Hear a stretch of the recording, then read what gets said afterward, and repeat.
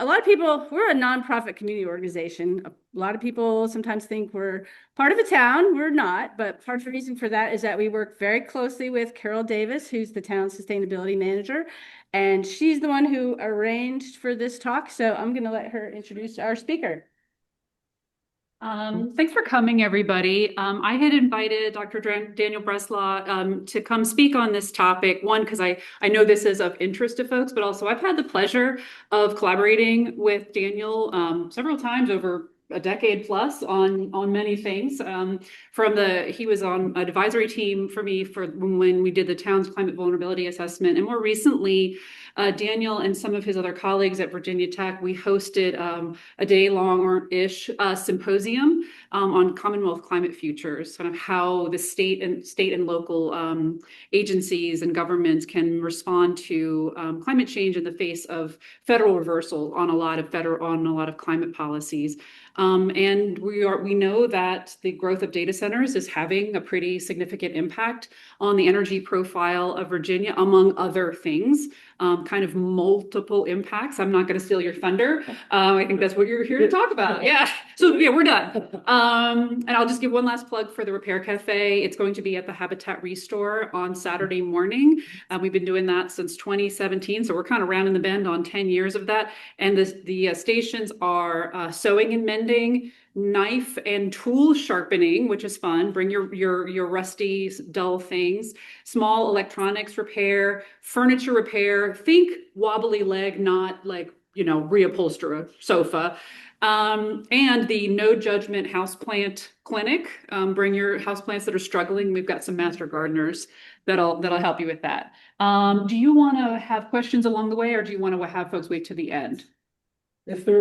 I could take questions along the way, but I want to get through it. Okay. All right, sounds great. All right, thanks everybody. Okay. Thank you, Daniel. Thank you, Carol, and thank you, Anne, for the invitation, and thank you all for being here. Can everyone hear me? We're not using a mic. I said my classroom voice is sufficient. So if you can't hear me back there, let me know. Okay.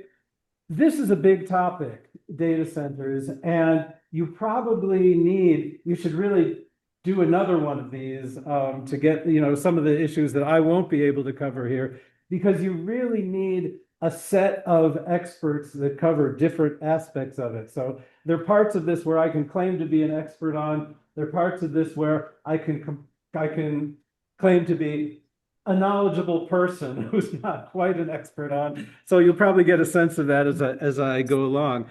And you'll see that my focus is more on the systemic impacts, and you'll see what that means, of data centers and the growth of data centers, as opposed to the local impacts, which I'll talk about a little bit, but issues about citing them, about conflicts with local communities, something I know something about that's not exactly my area. So maybe you can have another talk with someone who will fill you in more on that. But the systemic issues, and I'm going to give you a primer in electricity markets and how they work, which is really my center of research focus, is something that you might not get in a lot of treatments of this topic. Okay, data center growth, global capacity. This is a global issue of data centers is expected to double by 2030. And when we talk about capacity of data centers, it's measured in electricity usage. That's how you measure the size of a data center. The capacity is the number of megawatts that a data center uses and needs in order to function. So it's expected to double globally over the next few years. Power demand from data centers is expected to triple in the US by 2030. And the newer data centers, that is, there's a connection here to AI, artificial intelligence, and these sort of, these things you've been hearing about, ChatGPT and the various AI models. In order for these to exist, and the fierce corporate competition to create more and more powerful models is driving the size, the power consumption, the water consumption of data centers. And AI data centers are much larger than traditional data centers. In fact, people say the word data centers is not really appropriate for these AI data centers, because when you think of data centers, you think of, streaming video, when you're on the internet, where all the data is kept, and your billing data and financial data and things like that. That's the traditional data center. The data centers that are growing fastest now are powered by AI, and these are data centers where they're either training AI models, which requires now, because of the competition, the desire to get more and more powerful models, these are growing rapidly. There was one case where I can't remember, I think it was Google built a data center in Texas that was almost completed, and they realized by the time it was almost completed, it was obsolete, and they demolished it and are building a new, more powerful one in its place. So these are the massive data centers, and the ones for training AIs are the biggest and take up incredible amounts of resources. We don't have many of them, especially not the newest generation in Virginia, but there are also more common AI data centers that are for inference. Those are the data centers that have the model, and that's where, when you're putting in your prompts on ChatGPT, your prompt goes there, and all of the processing of that using the existing model is done. Those don't have to be quite as big as the training data centers, but all of these AI data centers, they focus on density of computing, more and more computing power in more and more density. And in fact, that's why they use water.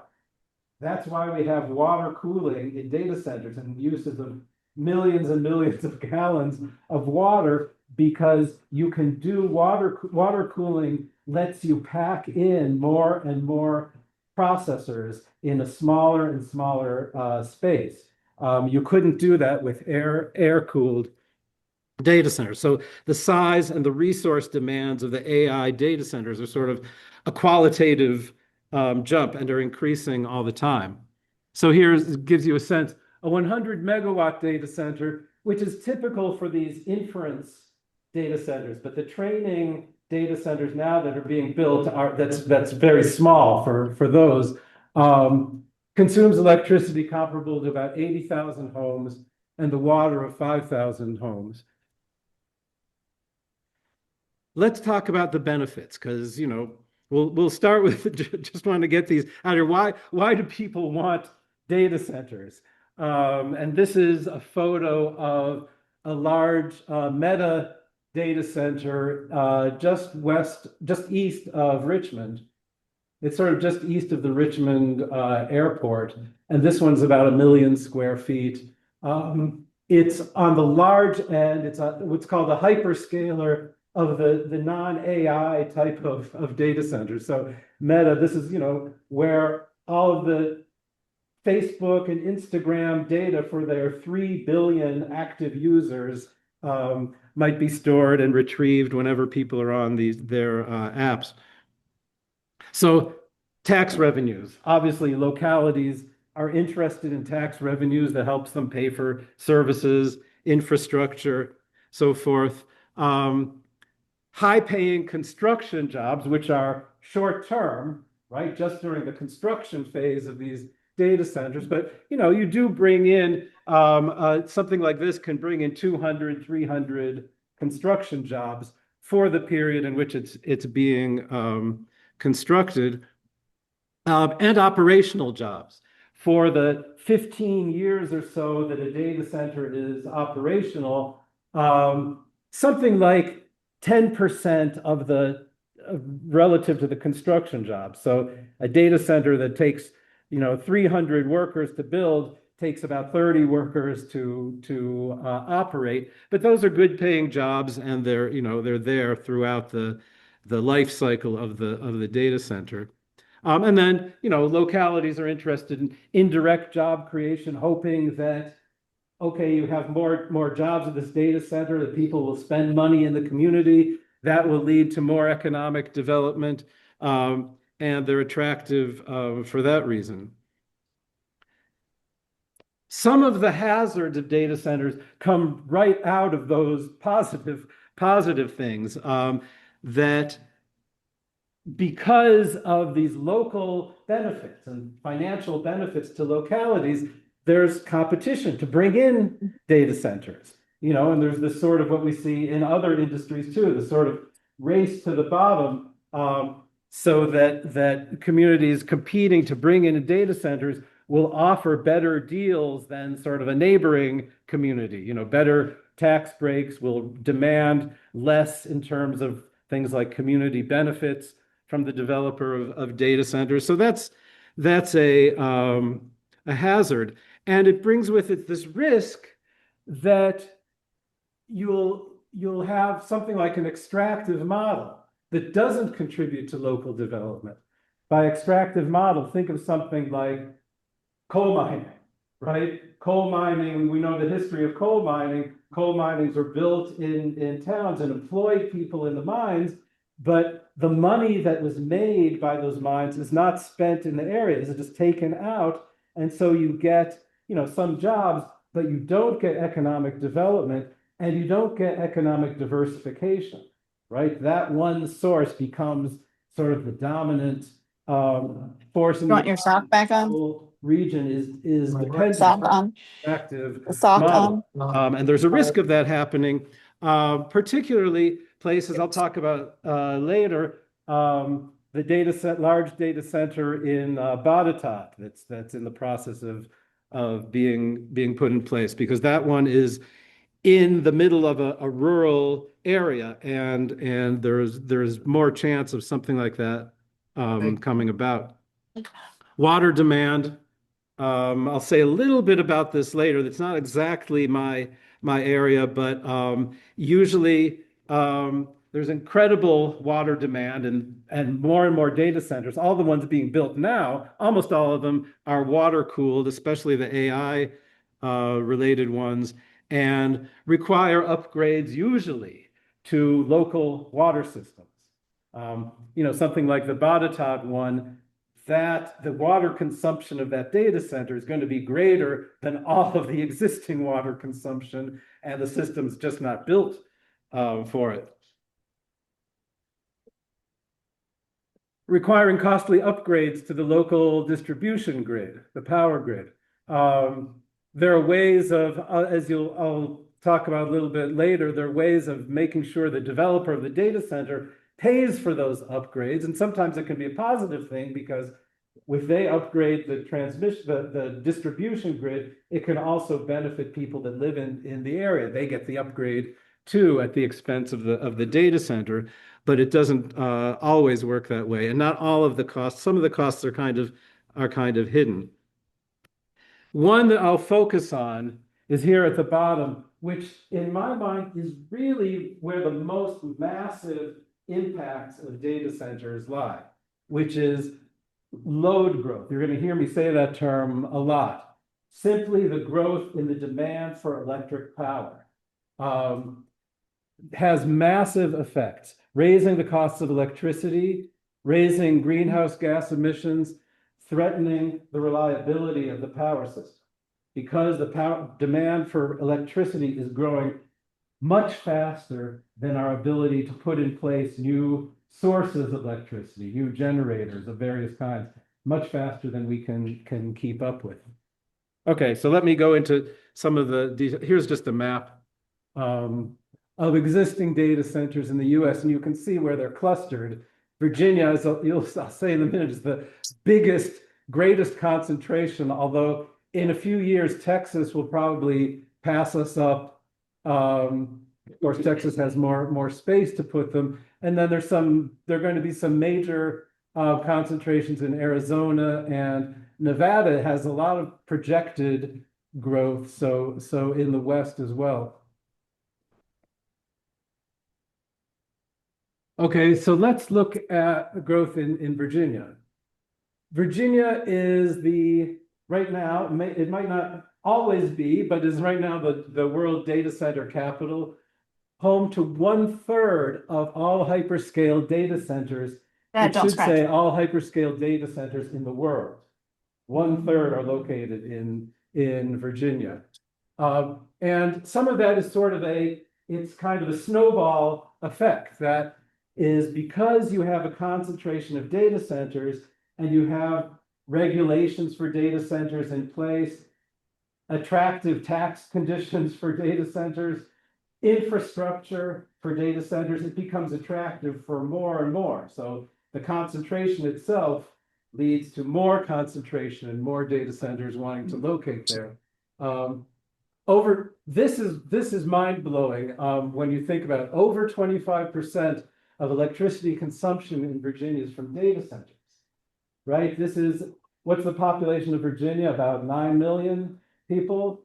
So a state with 9 million people, think of all the electricity 9 million people can use in their homes, in all the businesses, all the retail, all of the shopping centers and industry and everything. Of all of that, data centers are 25%, and that's higher by far than any state. Nationwide, it's a good deal less than half of that, below 10%. Data center energy demand in Virginia is projected to quadruple by 2035. And here's sort of a projection of load growth, the growth in demand for electricity from all sources, all kinds of demand. And this faint line at the bottom is if there were no data centers, just the expected growth in demand. And there are other causes of the growth in demand for electricity. For instance, we want to electrify transportation, right? Have more electric vehicles. That increases the demand for electricity. We want to electrify things like heating, home heating, space heating, industrial heating. That increases the growth in electricity. But all of that over the next, 17 years, is estimated to introduce about a 15% increase in demand. When you add in data centers, you get those other projections. So it's just, a slight slope without data centers, and then all the rest is data centers. And there's a few different forecasts. The lower one is half of unconstrained demand. The highest one is unconstrained demand. That is, if we were able to keep up with the growth in data centers, this is the projected data centers, if we had no limits on our ability to accommodate them in our power system, it's 183%, almost tripling the overall consumption of electricity. Yeah. Does that mean we won't have any? Because the data centers will use twice as much. No, As much, so ordinary people won't get any electricity. well, if you assume that if we don't generate more electricity, yeah, that's true. But so the problem is keeping up with that by introducing more sources. We won't get, they'll use all of it. Mhm. Somebody gets. Right, that won't happen, but what will happen is what I'm going to talk about next. So, there are other sources of load growth, but data centers are really by far the major source. So, as I said, the most massive impacts of data centers are the result of their contribution to the growth of electricity load. By far the main source of load growth in the US. By 2028, the US Department of Energy projects 12% of US electricity, that's across the country, will be used by data centers. Of course, it's already, more than double that in Virginia. So here's what I'm going to tell you a little bit about electricity markets without getting too far into the weeds. So what happens in a wholesale electricity market? And most of us in Virginia are buying our electricity from companies like AEP or Dominion. And these are they're thought of as vertically integrated utilities, yet they are participants in a wholesale market. And they buy at least a third or so of their power through the regional wholesale market. So they're also very much tied to the prices in the wholesale markets. So the way the market works is the operators of the market, and this is true for the regional market PJM that we're a part of, but it's also true of other regional markets in the US. They line up all the sources of electricity by their cost.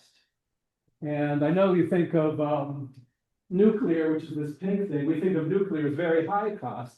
This is not the overall cost of building a nuclear plant. It's the additional cost of generating each unit of power.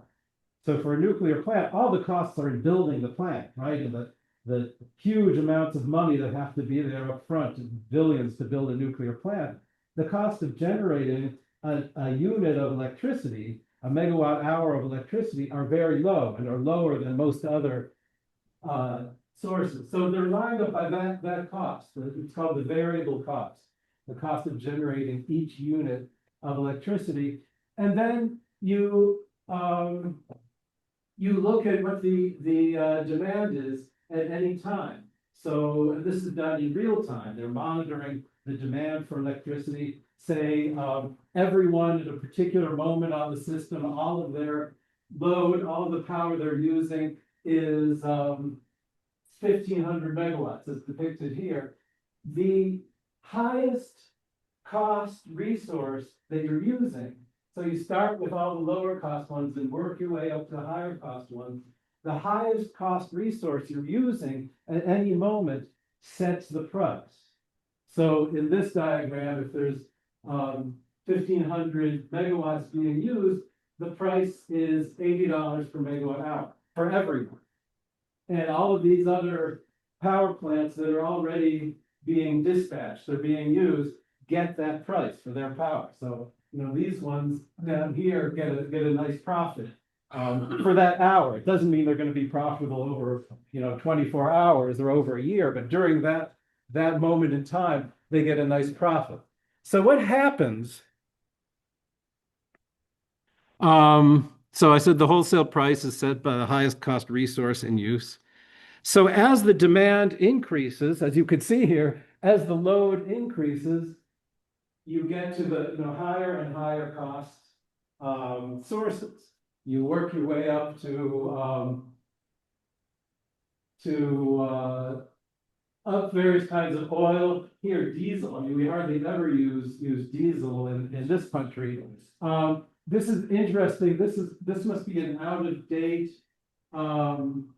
figure because it shows coal as being lower cost than gas, which today is not really the case. The coal is more expensive than gas, so you would be using gas before you use coal. But you can see that if demand continues to increase, the demand for power, and you don't bring new resources on, the price will be set by more and more costly forms of generation. So the average cost increases. Something like AEP or Dominion, they're buying power on this market. When they go to get approval for their retail prices, they go to the Virginia Corporation Commission in a rate case and try to get approval for a raise in rates. These are the prices they cite, and they say, well, this is what it's costing us. We have to be able to pass that cost on to our consumers so they can get an approval for a higher rate to their customers. Another thing that's happening in our system in PJM, there's the market that I just showed you for electric energy, the market that we're using all the time. There is also something called the capacity market. And if you've been following this issue, you may have heard about the capacity market. And this is a market that takes place once a year. It's an auction to make sure that there's enough capacity, enough generating capacity to provide for the peak demand, the peak load, which usually comes in this part of the world, usually comes on summer afternoons, hot summer afternoons, when everyone's using their air conditioning. So the way it works is the system, the operators in the PJM system estimate, they use various engineering models and weather. Yes. What is PJM? PJM, it stands for Pennsylvania, Jersey, Maryland. But It's the Northeast. yeah, but it covers now much more than that. It has grown, its footprint has grown. So it's a power interchange. So it manages the exchanges of power among all the different utilities and companies and systems, and operates the regional market. And so they developed this blue line here based on what they project to be the demand. That's what they call the demand curve. And they say, well, if the peak load is going to be high, then we want to move that line further over to the right. If the peak load is going to be lower, we'll move it over to the left. And then they take bids from, well, offers really from all of the different generators on the system. And all the generators say, well, I have this much capacity to put into the market, and I'm bidding it in at this price. And that creates this red line, this demand price of the generators offering their capacity into this market. And then if there's not enough capacity, the capacity market, there's not enough capacity to meet that projected peak demand, then this market sets a very high price for capacity. And the idea is, well, that high price will send a signal to people, who want to develop power plants, that there's a lot of money to be made here, and they'll build more power plants. And if there's too much capacity, it'll set a very low price, and maybe some owners of very expensive generation will say, well, we're not making any money, let's just retire our plants. So it's a way of using a market to try to make sure that there's enough capacity available on the system. Now, what's happened in the system between, I think I have it on here. In this market, in 2024, and the auctions are held 2 years before what's called the delivery year, the year the capacity has to be available. The 2024 auction for 2025-26 capacity, the price increased by 800%, 9 times.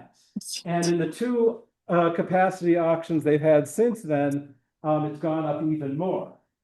And this capacity price can be up to 10-20% of the average bill for, because the costs, of course, are then passed on to the consumers, like everything else, to the consumers of electricity. So it affects everyone's bill. I mean, this caused, when that auction happened, 5 governors of states in the PJM system immediately wrote to the federal government, to the federal regulators, to PJM, demanding some kind of relief for their customers, because this was just jacking up their electricity bills.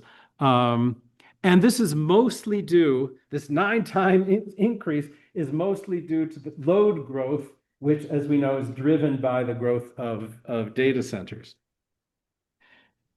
And yeah. So a state sees this as a problem, and it quote, is this just impacting the utility when they have to go to the broader market for excess load they can supply? Sorry. So if the demand when do I see this bill? Maybe if I'm in the state of Virginia, is it only when Virginia's demand exceeds its capacity? Can you please repeat the question so the folks online can hear you? Yeah, I'm not sure I understand the question, but so you're saying how does this then get on the customer's bill? Right. Is it only when? Well, okay.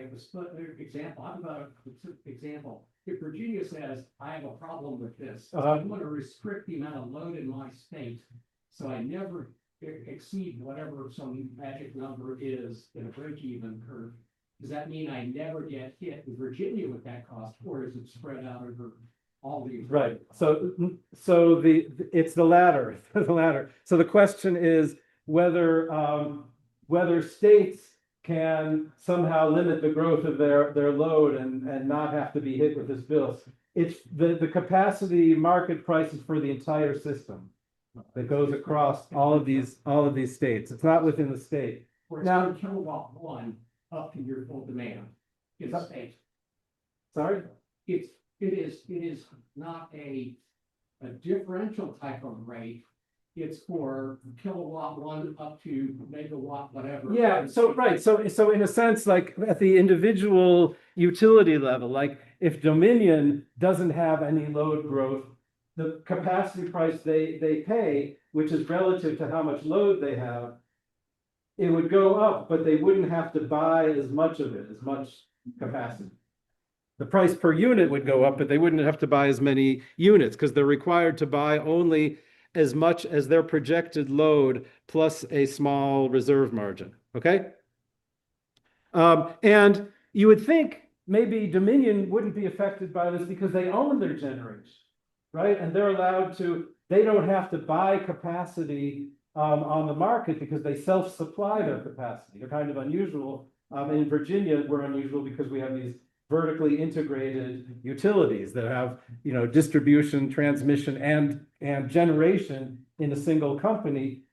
They still, their own capacity is not enough, doesn't meet their capacity requirement. So they have to buy quite a bit on this market, and they're still very much affected by this explosion in capacity prices. I just saw this in the New York Times today. You might read it and guess that this is about another topic. But I thought, hey, this is what I'm talking about today. So I just wanted to put this quote up here. The market is not some harmonious allocating mechanism, but ends up being the law of the jungle, said Isabella Weber, who you may have heard of, is in the media pretty frequently. Rationing by price explosion ends up being fundamentally unjust, right? So the market, this is how the market handles scarcity, right? Demand goes up, but there's not enough capacity. There's not enough supply. Prices go up. That's sort of the logic of the market, but of course it's fundamentally unjust, especially when we're dealing, this is written about what?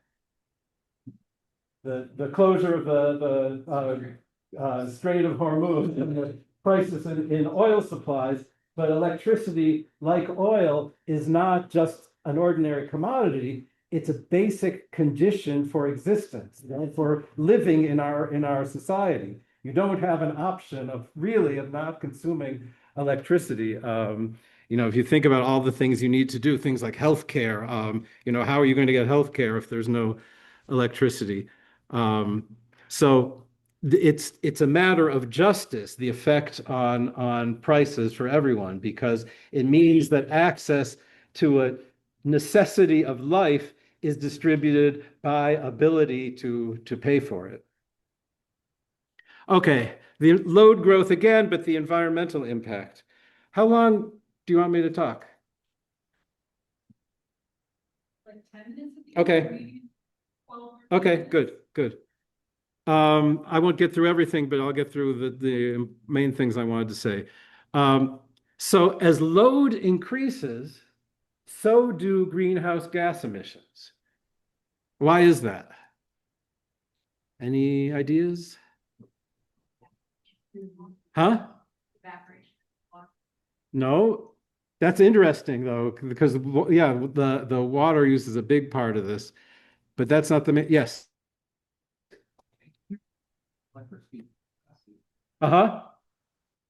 And yes, another. And you also, these are heavily reliant on peaker Sorry? facilities.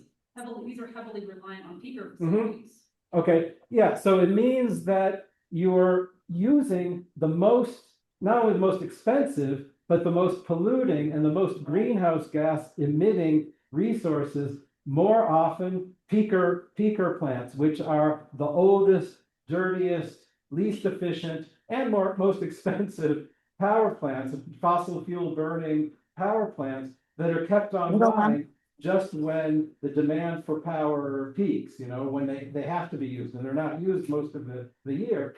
As demand grows, they're turned on more often. They're used more hours out of the year.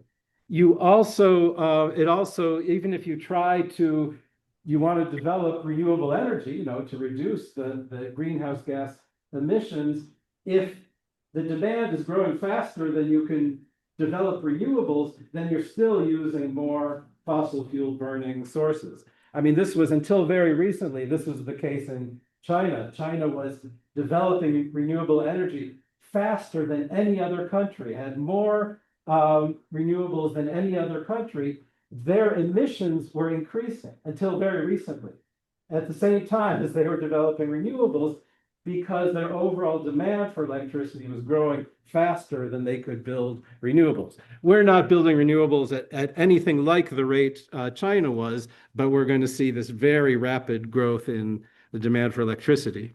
So as I said, dirty, inefficient power plants are used more often. Old plants stay online longer.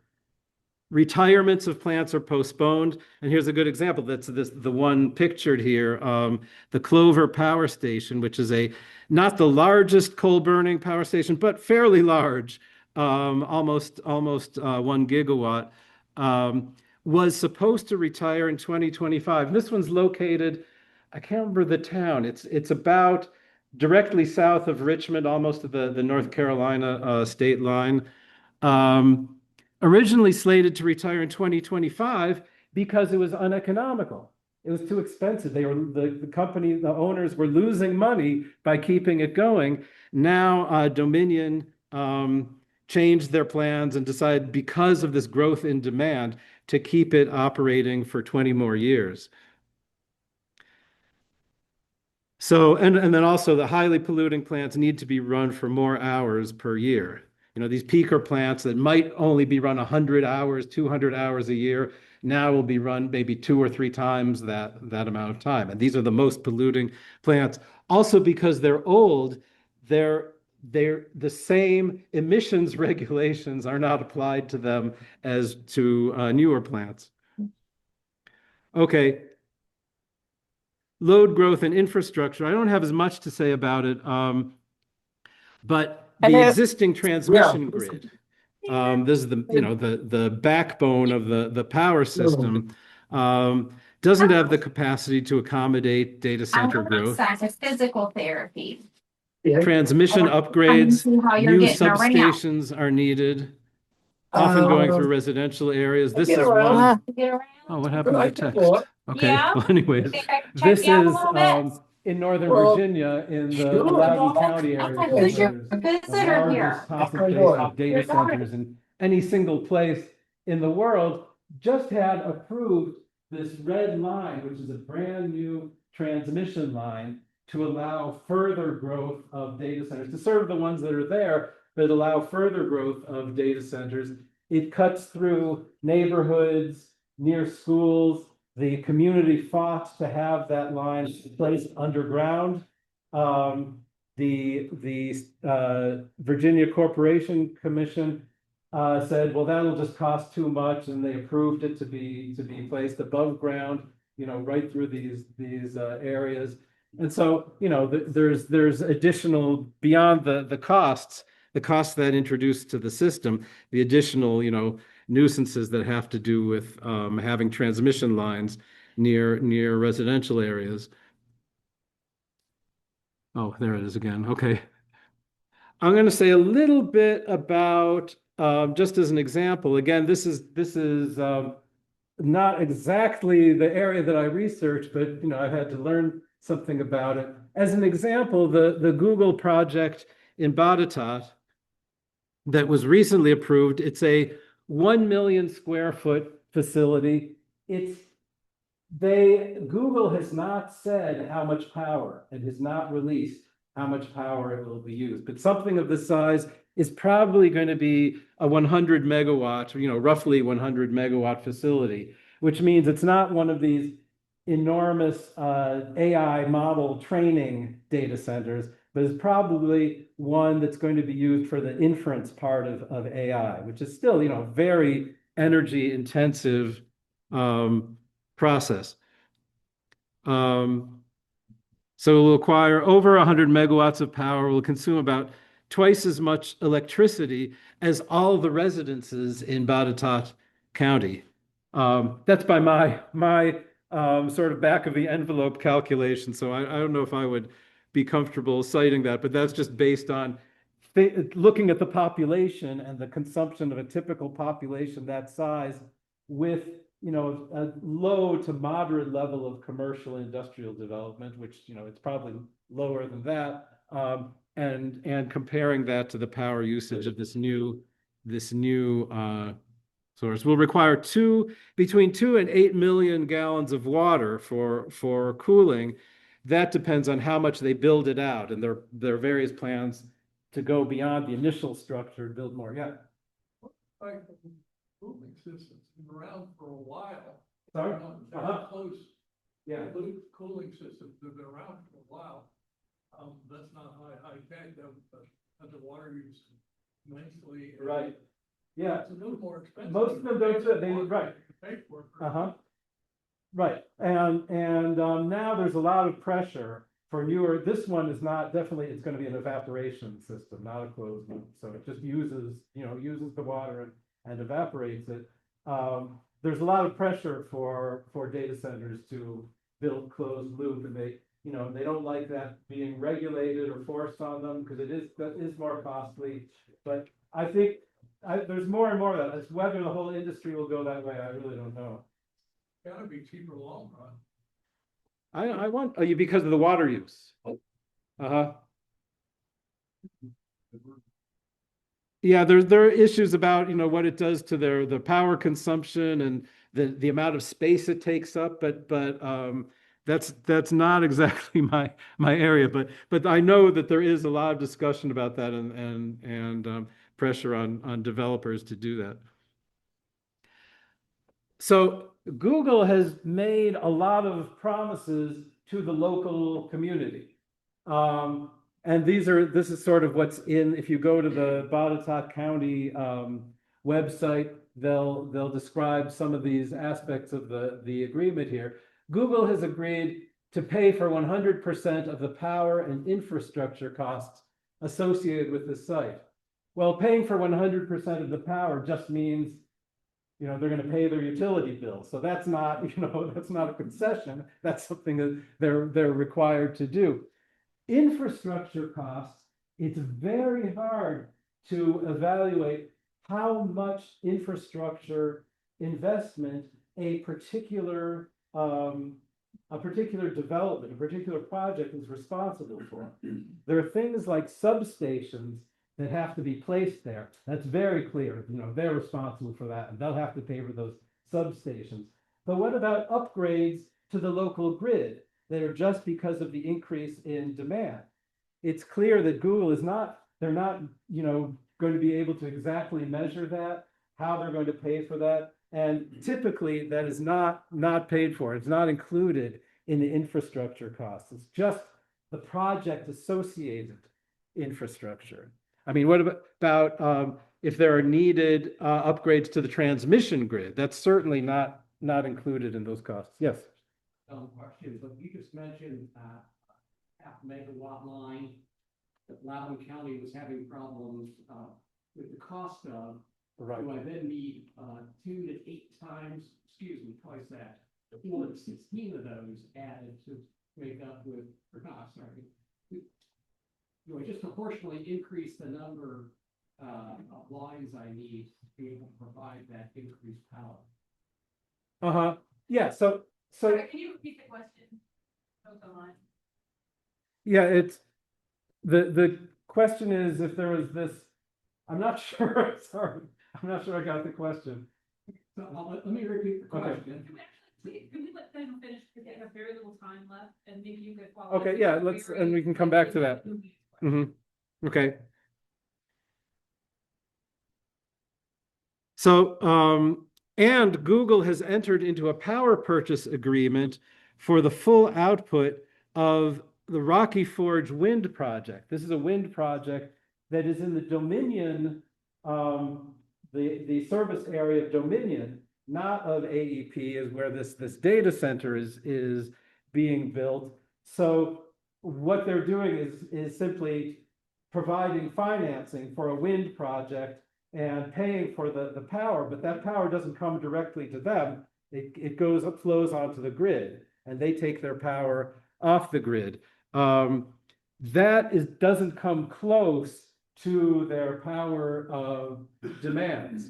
So, 79.3 megawatts capacity, a particular onshore wind has what we call a capacity factor of about 35%, meaning that on the average, it's producing 35% of its capacity. So over a year, it's producing, 1/3 of that 79.3 megawatts. Much of the year, it's not producing at all, right? Because the wind comes and goes. So this really does very little to mitigate the stresses that this data center puts on the grid. Also, that wind project would have been built anyway. So all we were doing is saying, well, all of the production of that wind power is going to be accounted for Google, rather than the homes and the communities around that wind project. So the new demand more than offsets the new renewable power that's coming online. Yes. Has any county ever tried to force power for PPAs with solar? Yeah. I know there are some, and I know there's some where data centers have actually built co-located solar farms that provide some, but not all of their power source. The problem with all of this, it's kind of, we ran into the same thing with cryptocurrency and crypto miners, is that they would promise to have renewable energy and to purchase renewable energy to power their facility.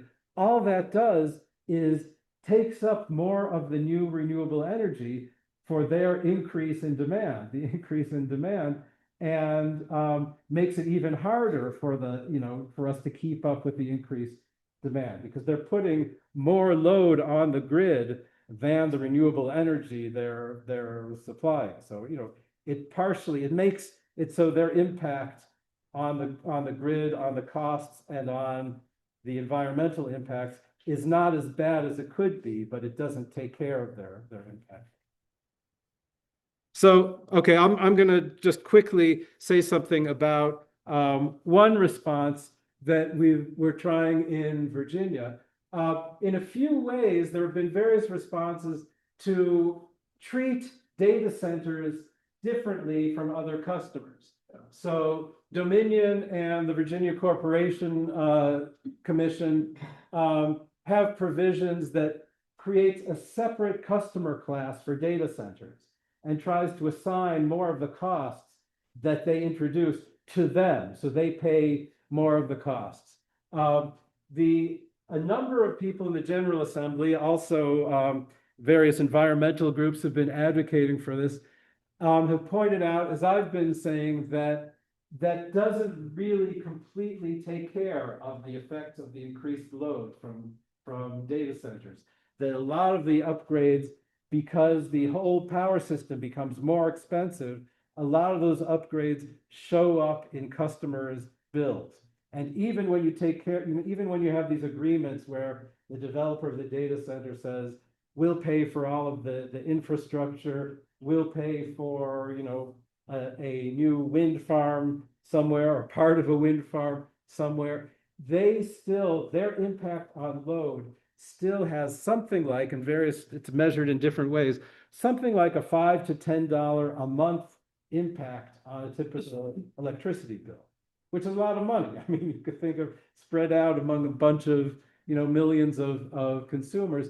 So in the General Assembly, and this was not totally, but partly bipartisan, because there's so much public concern for data centers, passed a bill to shift more of the costs to large loads, which are loads over 25 megawatts, which is almost entirely data centers with a few exceptions.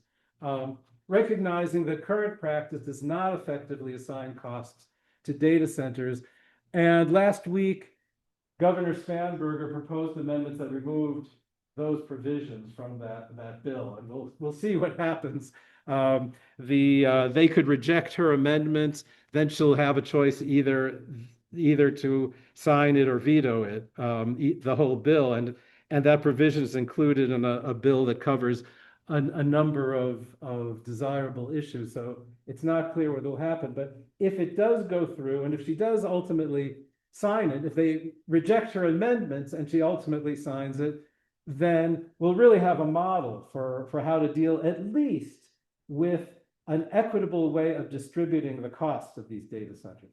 It doesn't, do away with the other problems and other associated impacts. Okay, I'll stop there.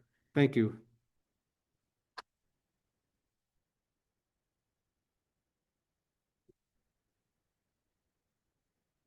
We do have quite a few people online, so I want to, there've been a number of questions from them, so I want to give them a little bit of a chance to do so. What are your thoughts on them focusing the builds here in Virginia due to the uranium that's here, so that they can focus on nuclear power and move forward to power them? Yeah, well, you can't build nuclear in Virginia now, but who knows, that could change in the future. There is talk in the industry, especially among these hyperscaler, the big AI companies that are really battling for more and more power. And the data centers that they want to build now for training AIs are not 100 megawatts, they're a gigawatt. So they're another 10 times the size of these ones that we looked at. And so they're saying, well, we don't want to wait for the power to get on the grid. We're going to build our own modular reactors, nuclear reactors on site with our data centers. And that's something that actually could happen. Yeah, In Virginia, I don't think we're close to that. So okay. Are there any checks and balances or consumer protections with the auction or any competition for the PJM from their monopoly? Well, PJM it's not exactly a monopoly. It's kind of like the New York Stock Exchange, right? It's a marketplace, and it's a little more complicated because they have to also decide how, what resources are used. So they preside over the whole grid in this region of the country, but they're supposed to provide a market where anyone who's approved and permitted can compete. So it's not, there isn't really a way to compete with them in that sense. What was the first part of that question? Are there consumer protections with the auction? Well, there are many states, including our own, have consumer advocates that file complaints and file studies with PJM, with the federal regulators, asking for consumer protection, consumer relief. And that's one reason why we recently got a cap in the capacity market, a price cap, so it can't go much higher than it already is. So another sort of spike in the price is going to hit that cap. So it's one thing that's happened, and that was to protect consumers, from the impacts of the capacity market on their electricity bills. Are there other questions out here that are allowed in here too? Okay. Two questions. One, on the water thing, can't we use salt water, just locate them near the coast and use salt water? And when you evaporate salt water, that's desalination, so you get more water back. bridge. You're asking the wrong person. Yeah, I'm not an engineer. Is there an engineer here that can answer that? And I haven't heard that. I haven't seen discussions of that. Though it's possible it's up there. Virginia Tech used to have a nuclear reactor. Rumor is it's still underground somewhere. Can we fire it up? Really? And find the switch somewhere. Yes. The Cool Down website announced Google has designed for wind and solar and state-of-the-art batteries to cover the entire cost of the plant. They would be able to sell some of the grid, they'll make a little bit for the neighborhood. But it seems like that technology plus closed cycle cooling would be important, and then their operating costs gotta be big for all the power and water. So we've got the technology, they need to move. Right. Yeah, so that's a big, Could you repeat that? Sorry. oh, I'm sorry. So the question is, could the people wanting to develop data centers both build in more efficient, lower cost cooling and power sources that would then, not just serve their needs, but benefit the community with renewable energy? You mentioned solar plus battery storage. Yeah.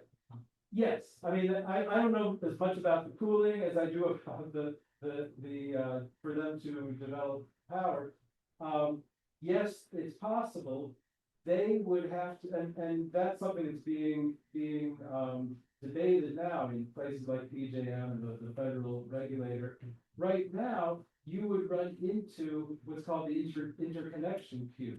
You would be at the end of the line of getting your power approved for attachment to the grid. And there's a long queue and several year process.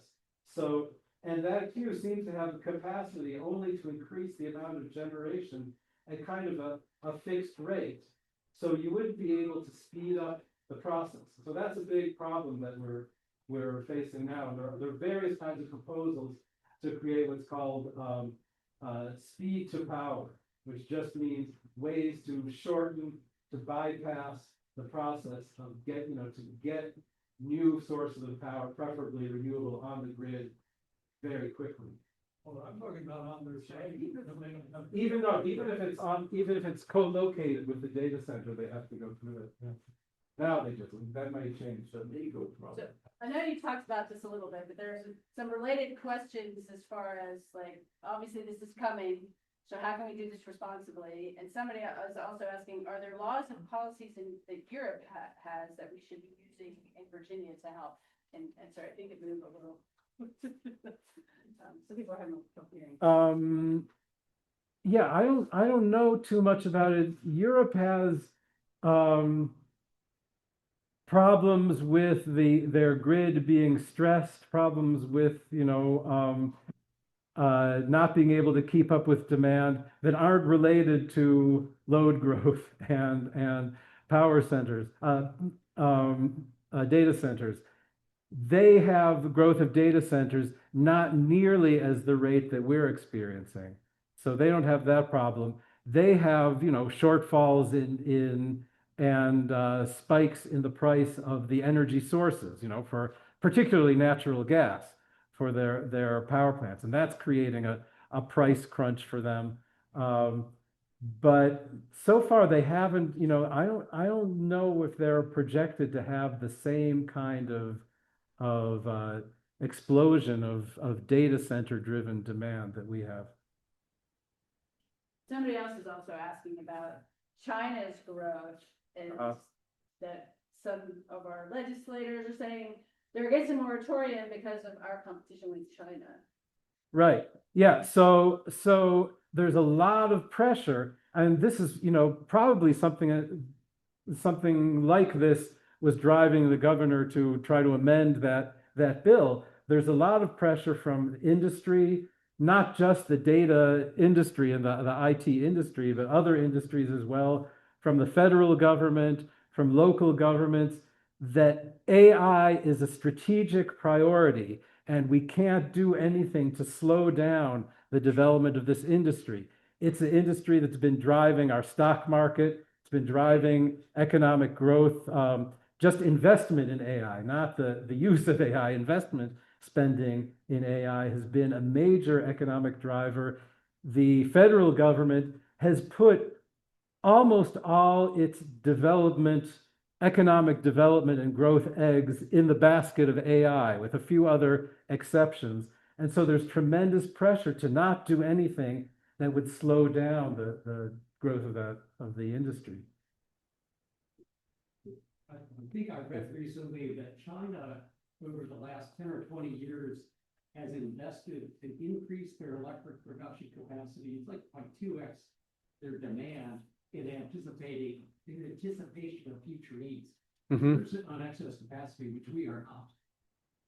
Yeah, well, right, and well, their capacity is a lot cheaper than ours, and so yeah, and so we have all the planners in the U.S. they try to get an amount of capacity that's above the projected peak demand, governed by the idea that you want to have a system that allows no more than 1 day of power outage every 10 years. The 1 in 10 standard.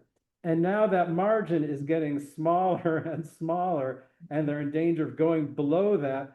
But the price of capacity is getting higher and higher, and the more you want to expand those margins, the more expensive capacity is going to be. And so all of that comes with a major cost. And so we can't, I don't know if we can, if we have the willing capital and willing consumers to pay for something like China is doing much more cheaply. I think we're gonna leave it there, actually. Sorry, I do have one more question, but we're over time and I want to be respectful of Dr. Breslau's time. Thank you so much. If folks remember being a little kid going to the dentist and if you were very, very good, they let you pick something out of the toy box. We have something similar for our speakers. We have an array of books, goodies, and other sustainable. Do I get to look or? No, you don't. No, absolutely get to look. I hope I get the light bright.